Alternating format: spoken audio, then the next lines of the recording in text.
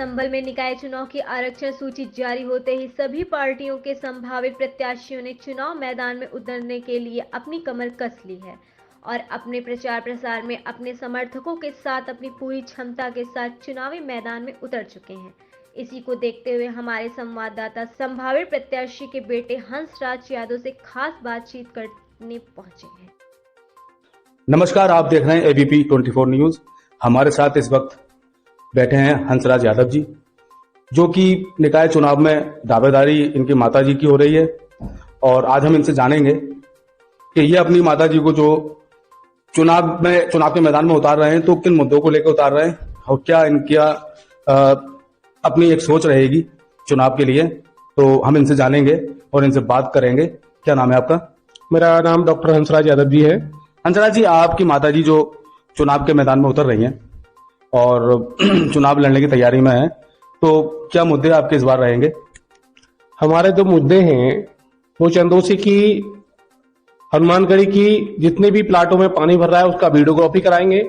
उनके रास्ता जितने हैं टूटे, नालियां टूटी है, उनकी वीडियोग्राफी कराएंगे। आपके गणेश कॉलोनी में गली नंबर 10 से लेके सारी गली नंबर 6, 5, 6 जो भी हैं सब टूटी हुई हैं, सब गड्ढे हैं। और जो पाइपलाइन पड़ी है पानी की, उसने पूरी चंदोसी को खस्ता कर दिया है। ठीक है, लोगों ने कमीशन लेके सब दुष्ट कर दिया। अब जो गैस की पाइपलाइन पड़ रही है टोरेंट की, ठीक है, वो भी पूरी चंदोसी में अपना गड्ढा करके छोड़ जाते हैं, उसकी कोई मरम्मत नहीं होती। पूरी चंदोसी की हालात खस्ता कर रखी है। तो उनकी सबकी हम वीडियोग्राफी कराएंगे, चाहे इंदिरा कॉलोनी की रोडें हो गई, चाहे आपके बीर साबकर की हो गई, प्रगति बिहार की हो गई, गीता कॉलोनी की हो गई, हाइडल कॉलोनी की हो गई, सहमत टोला की हो गई, और कैतल गेट की हो गई, खुर्जा गेट की हो गई, आपके घंटाघर साइड की हो गई, मेन बाजार की हो गई, आपके ब्रह्म बाजार की हो गई, आपके बिसौली गेट की हो गई, आपके भूसा वाली मंडी वाली रोड है मेन रास्ता वो हो गई, कल्लू हलवाई वाली रास्ता हो गई, आपके अखिलेश खिलाड़ी जी रहते हैं उस रास्ते में भी मैंने देखा कि वो क्या हालात है। जितनी भी शहर की रोडें, आप शक्ति नगर में चले जाइएगा, शक्ति नगर की क्या हालात है, हमारे मेन शहर में आता है। आपके भगवती विहार आता है, प्रगति विहार आता है। तो जिनकी जो हालात हैं, आपके लक्ष्मणगंज आता है, ठीक है, सीकरी गेट आता है, आप उसकी हालात देखेंगे तो जो आपके वाल्मीकि समाज का जो नाले का है उस रोड को देख लीजिएगा।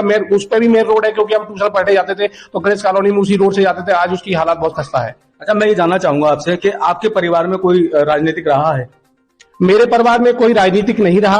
तो आपके मन में कैसे ये मम्मी को चुनाव मैदान में उतारने की एक सब सोच आई? मेरे परिवार में ना कोई राजनीति रहा और ना मैं राजनीति में आना चाह रहा था। मैंने चंदोसी की कुछ मेन रास्ताओं के लिए किसी से सिफारिश की थी कि मुझे ये बहुत ज्यादा जरूरत है और ये चंदोसी की रोडों को अगर सही हो जाता है तो मैं आपके जीवन भर आभारी रहूंगा। और मुझे कोई व्यक्तिगत ना तो अपना नौकरी का कोई पर्पज चाहिए, ना कोई ठेकेदारी चाहिए, ना कोई जमीन पर कब्जा चाहिए, ना कोई ट्रांसफर चाहिए। लेकिन उन्होंने कहा कि ये सब मुद्दे होते रहते हैं और ये सब ऐसे विकास नहीं होता जैसे कह रहे हो आप, ठीक है। तो मैंने उसी दिन से मन बना लिया कि विकास मैं करके दिखाऊंगा चंदोसी की सम्मानित जनता के लिए। और चंदोसी की सम्मानित जनता को मैं चेयरमैन बनाना चाहता हूं। मैं तो एक पायक हूं और चंदोसी की जनता अगर सम्मानित जनता अगर मुझे सम्मान देती है तो मैं चंदोसी की जनता के जो दिल में जगह है और जो सम्मान के लायक हैं मेरे लिए, मैं वो उससे भी 100 गुना ज्यादा करूंगा। और जो जनता के लिए मुद्दे हैं कि भाई हम ये होता हमारे शहर में, या फिर एम्बुलेंस होती, नालियां बिल्कुल टॉप 10 वाली होती, रोशनी टॉप 10 वाली होती, उनके सपनों से भी ज्यादा मैं चंदोसी को साकार करने का काम करूंगा। जैसे कि आप चुनावी मैदान में उतरे हैं, आपके परिवार से अभी तक कोई राजनीति में नहीं रहा, तो जाहिर सी बात है कि आप ज्यादा राजनीति के बारे में नहीं जानते होंगे। मम्मी भी आपकी एक गृहिणी है, वो भी नहीं जानती होंगी। तो 3 मेन पार्टियां हैं, बीएसपी, भाजपा और सपा। तो इन 3 में से एक पार्टी से आप टिकट मांग रहे हैं, बाकी 2 पार्टियों में भी बड़े बड़े प्रत्याशी उतर के आ रहे हैं। तो उन प्रत्याशियों के बीच आप अपने आप को कितना मजबूत मानते हैं और कैसे मजबूत मानते हैं? देखिए, जनता ने मेरे से कहा है कि आप विकास करना चाहते हैं, आप ईमानदार लग रहे हैं और अगर नौकरी से इधर डाइवर्ट हो रहे हैं तो विकास करेंगे, जाहिर सी बात है। इसलिए मैं जनता के बीच आया हूं। मैं कोई मजबूत दावेदार नहीं, यहाँ की चंदोसी की सम्मानित जनता मजबूत है।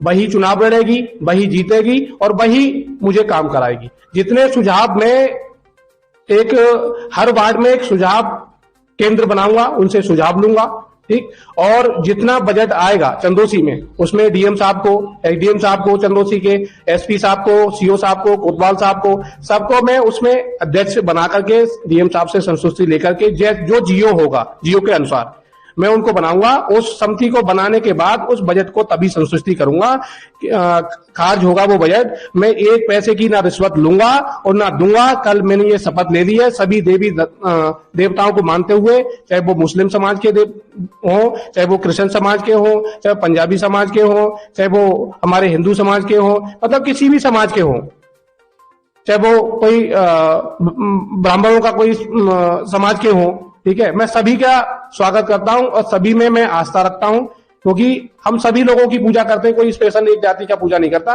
और मैं सबसे देखिए अच्छी बात एक और बताऊं कि मैंने कोविड में जो काम किया वो शायद मैं बता नहीं सकता, लेकिन मैंने फोटो खींचने का काम नहीं किया कि किसी को कुछ मदद कर दी तो उसका फोटो खींच के मैंने वायरल किया हो। क्योंकि एक माता जी की मैंने मदद की कोविड में, तो उन्होंने कहा बेटा आप फोटो मत खींचना, ना तो मेरा पूरा वायरल हो जाएगा।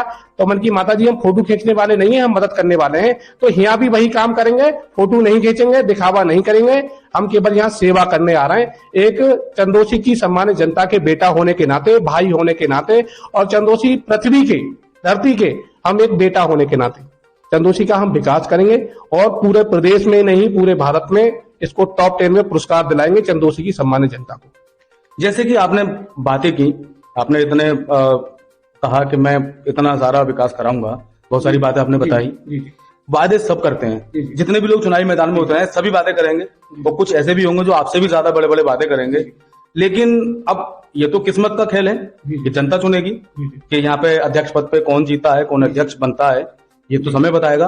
लेकिन समय आने पर ये सारे वादे कहाँ चले जाते हैं, और जो भी अध्यक्ष बनता है तो वो इन सब चीजों से क्यों नकार देता है। और यहाँ तक मैं समझता हूँ कि जनता से मिलने से भी उनको दिक्कत होने लगती है। क्या आप भी इस चीज को मानते हैं या नहीं? हमने स्वास्थ्य विभाग में 6-7 डिस्ट्रिक्टों में जॉब की है, हमने समाज की सेवा की है, और हमारी कोई जाति बिरादरी नहीं होती। जैसे हम एक बच्चे पढ़ाने के लिए एक अच्छा टीचर खोजते हैं, उसकी कोई जाति बिरादरी नहीं खोजते, और एक इलाज कराने के लिए एक अच्छा डॉक्टर्स खोजते हैं, उसकी कोई जाति बिरादरी नहीं खोजते। तो ऐसे ही मुझे चंदोसी की सम्मानित जनता ये कह रही है कि आप आइए, आपको हम स्वागत करते हैं। और हम तो स्वास्थ्य विभाग के आदमी हैं, हम किसी जाति बिरादरी को मानते ही नहीं, क्योंकि हमारे यहाँ तो ब्लड ग्रुप चलता है कि ए पॉजिटिव, बी पॉजिटिव, और A B positive, A B negative, A negative, A positive, negative, ये सब चलते हैं। हम तो उसको मानते हैं कि हमें किसी जाति या ब्लड की जरूरत है ही नहीं। हम तो बताएंगे कि भाई ए बी पॉजिटिव ले आओ, इसका जो ब्लड ग्रुप होगा। तो हम क्यों जातिवाद पर जाएंगे?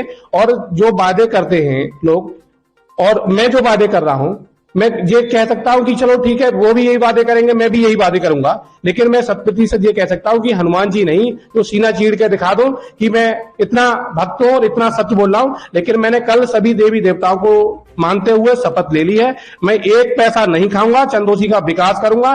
5 साल में चंदोसी को वहां पर ले जाऊंगा तो शायद पूरे प्रदेश में कोई चेयरमैन ही ना हो। जनता कैसे भरोसा करे आप पे?